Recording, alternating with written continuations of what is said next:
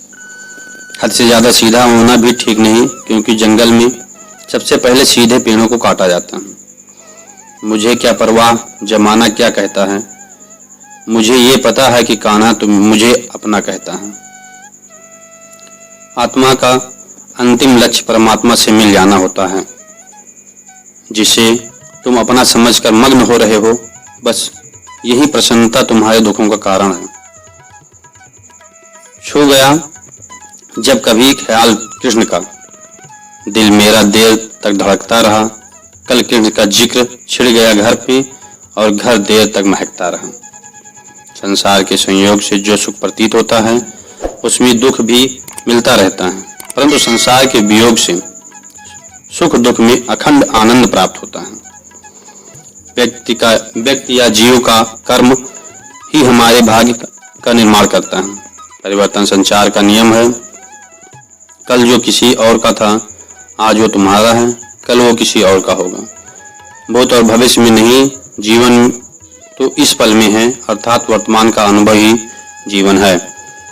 आत्मा को शस्त्र नहीं काट सकता, अग्नि जला नहीं सकती, जल नहीं बुझा सकता, आयु नहीं सुखा सकती। आप जीवन में कुछ नहीं सीख सकते यदि आपको लगता है कि आप हर समय सही हैं। चिंतन हो सदा इस मन में तेरा, चरणों में तेरे मेरा ध्यान रहे। चाहे दुख में रहूं, चाहे सुख में रहूं, होठों पे बस तेरा नाम रहे। जीवन में इतना तो संघर्ष कर लेना चाहिए कि अपने बच्चों का आत्मविश्वास बढ़ाने के लिए दूसरों का उदाहरण न देना पड़े। मुझे जानने का केवल एक ही तरीका है, मेरी भक्ति। मुझे बुद्धि द्वारा कोई न जान सकता है और न समझ सकता है। दिव्यता केवल शक्तिशाली होने से नहीं, बल्कि वास्तविक दिव्यता दूसरों में शक्ति जागृत करने से है।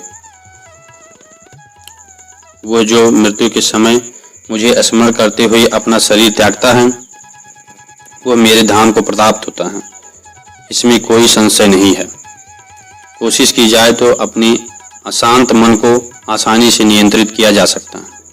जिस व्यक्ति को आपकी कदर नहीं, उसके साथ खड़े हो रहने से अच्छा आप अकेले रहें। जीवन में आधे दुख इस कारण जन्म लेते हैं क्योंकि उनसे आशाएं बड़ी बड़ी होती हैं। इन आशाओं का त्याग करके देखो, जीवन में सुख ही सुख होगा। श्री कृष्ण जी कहते हैं, जिस व्यक्ति को आपकी कदर नहीं, उसके साथ खड़े रहने से अच्छा है आप अकेले खड़े रहें। आत्मा अमर है, इसलिए मरने की चिंता मत करो। ऐसा कुछ भी नहीं है, चेतन या अचेतन, जो मेरे बिना अस्तित्व में न रह सकता हूँ। मेरा तेरा, छोटा बड़ा, अपना पराया मन से मिटा दो, फिर सब तुम्हारा है और तुम सबके हो। जब लोग आपकी बुराई करें तो परेशान ना हो, क्योंकि वह लोग आपको महत्व देने का कोई और तरीका नहीं जानते हैं। हर कोई खाली हाथ आया था और खाली हाथ ही इस दुनिया से जाएगा। सभी को सुख देने की क्षमता भले ही हमारे हाथ में नहीं हो, किंतु किसी को दुख न पहुंचाने, यह तो हमारे हाथ में ही है। आत्मा पुराने शरीर को वैसे ही छोड़ देती है जैसे मनुष्य पुराने कपड़े को उतार कर नए कपड़े को धारण करता है। मैं धरती की मधुर सुगंध हूँ, मैं अग्नि की उष्मा हूँ। सभी जीवित प्राणियों का जीवन और सन्यासियों का आत्म संयम भी मैं ही हूँ। जानने की शक्ति झूठ को सच में पृथक करने वाली जो विवेक बुद्धि, उसी का ज्ञान नाम है। मंजिल मुझे छोड़ गई, रास्तों के पाल लिए, जा जिंदगी तेरी जरूरत नहीं, मुझे कृष्ण ने संभाल लिया। कल के लिए सबसे अच्छी तैयारी यही है कि आज अच्छा करो। खाली हाथ आए, खाली हाथ वापस चले जाओगे। आज तुम्हारा है, कल किसी और का था, परसों किसी और का होगा। तुम जिसे अपना समझकर मगन हो रहे हो, बस वही प्रसन्नता तुम्हारे दुखों का कारण बन सकती है। मूर्ख ज्ञानियों से भी नहीं सीख पाते और ज्ञानी मूर्ख से नहीं सीख सकते। जो अपने हिस्से का काम किए बिना ही भोजन पाते हैं, वो चोर हैं। भगवान प्रत्येक वस्तु में है, प्रत्येक जीव में मौजूद है।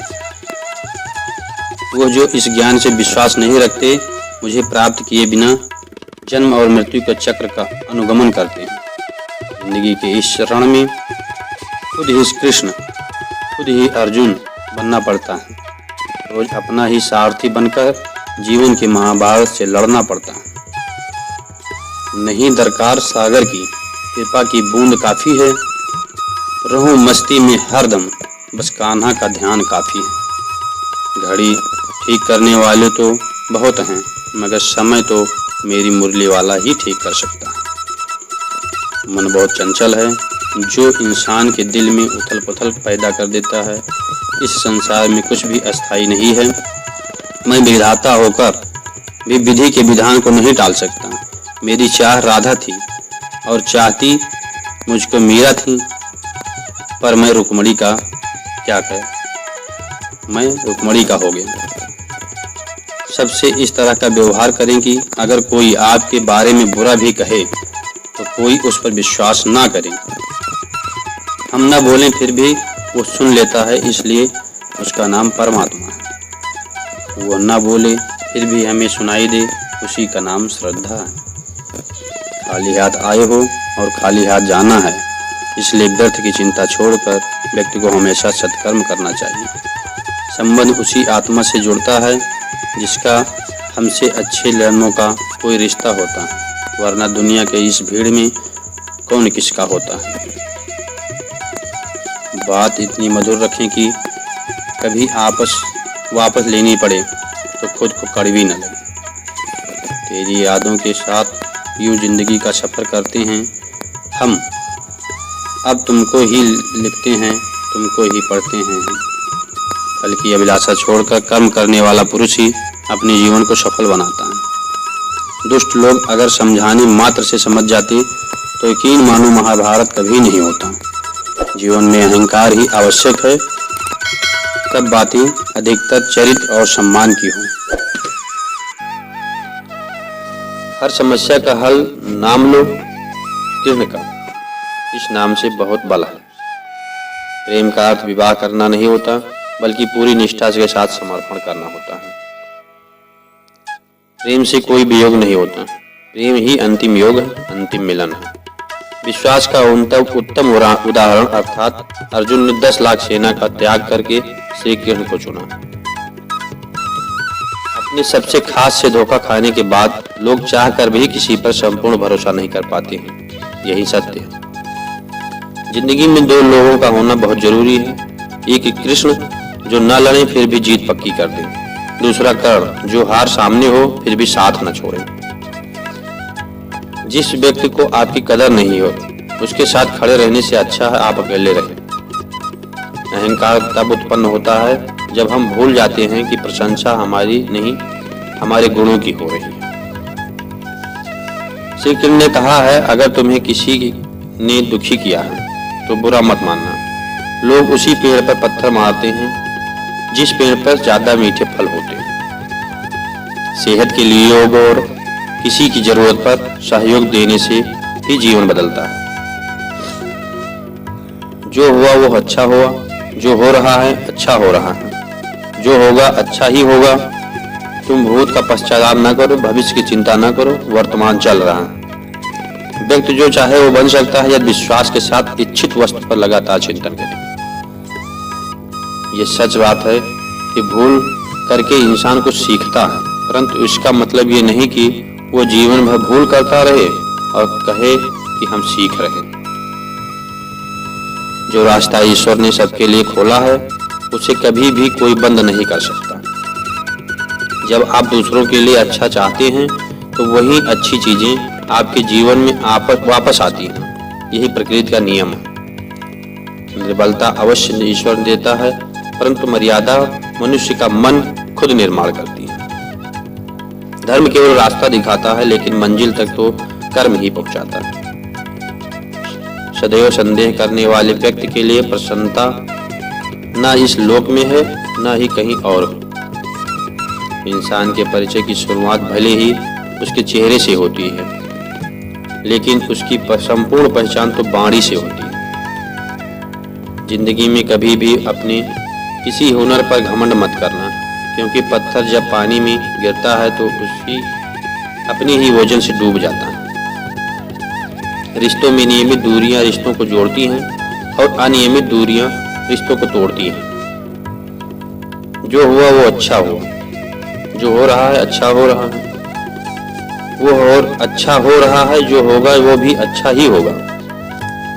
तुम्हारा क्या गया जो तुम रोते हो, क्या लाए थे जो तुमने खो दिया, तुमने क्या पैदा किया था जो नष्ट हो गया, तुमने जो लिया यहीं से लिया। खाली हाथ आए खाली हाथ वापस चले जाओगे।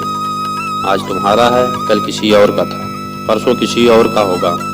तुम जिसे अपना मानकर मगन हो रहे हो, बस यही प्रसन्नता तुम्हारे दुखों का कारण है। यदि कोई व्यक्ति प्रेम से, भक्ति से पुष्प, फल, जल भी मुझ पर चढ़ा दे तो उसी भाव से उसे स्वीकार करता हूँ, वो मेरे लिए भक्त होता है। कर्म का धर्म से अधिक महत्व है, क्योंकि धर्म करके भगवान से मांगना पड़ता है और कर्म करने पर भगवान स्वयं फल देते हैं।